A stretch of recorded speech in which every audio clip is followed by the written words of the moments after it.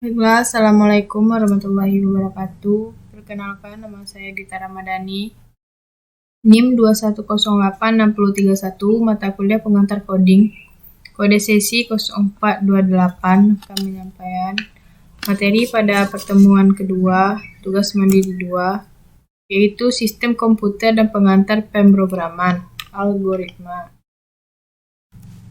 Bahasa pemrograman komputer adalah instansi standar untuk memerintah komputer.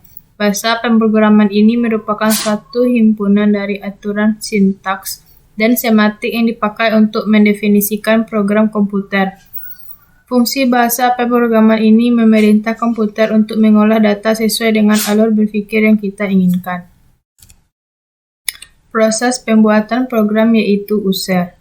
Menulis kode sumber pada teks editor, misalnya Notepad, kemudian mengubahnya menjadi bahasa mesin yang bisa dieksekusi oleh CPU. Proses pengubahan kode sumber menjadi bahasa mesin ini terdiri dari dua macam, yaitu kompilasi dan interpretasi. Proses pembuatan program: 1. Kompilasi, 2. Interpretasi, 3. Kompilasi sekaligus interpreta. 5 bahasa pemrograman populer yang digunakan oleh developer. Logika manusia berpikir seperti program. Logika berasal dari kata logos yang bermakna hasil nalar yang diutarakan dalam kata dan dinyatakan dalam bahasa.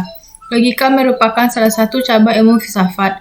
Cabang filsafat yang lain adalah epistemologi, etika, dan estetika. Beberapa manfaat mempelajari logika. 1. Menjaga supaya kita selalu berpikir benar menggunakan asas-asas sistematis.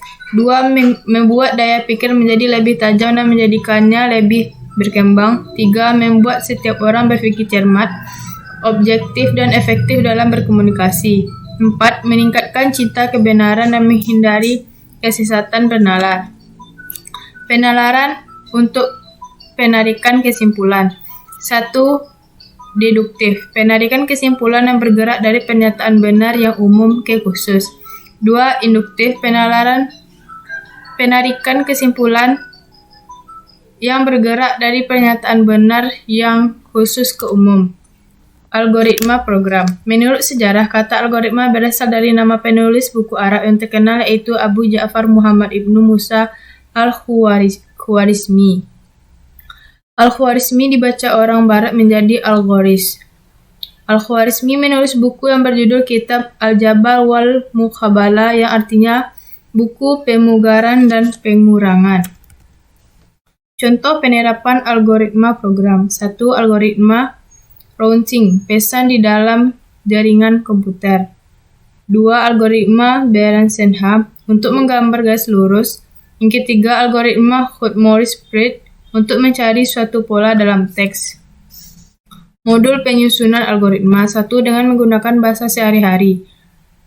Yang kedua, dengan diagram alur atau flowchart, yaitu dengan membuat suatu penulisan atau penyajian algoritma berupa diagram yang menggambarkan susunan alur logika dari suatu permasalahan. Yang ketiga, menggunakan kalimat deskriptif.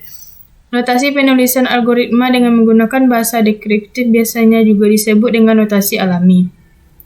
Dilakukan dengan cara menuliskan instruksi-instruksi yang harus dilaksanakan dalam bentuk untaian kalimat deskriptif dengan menggunakan bahasa.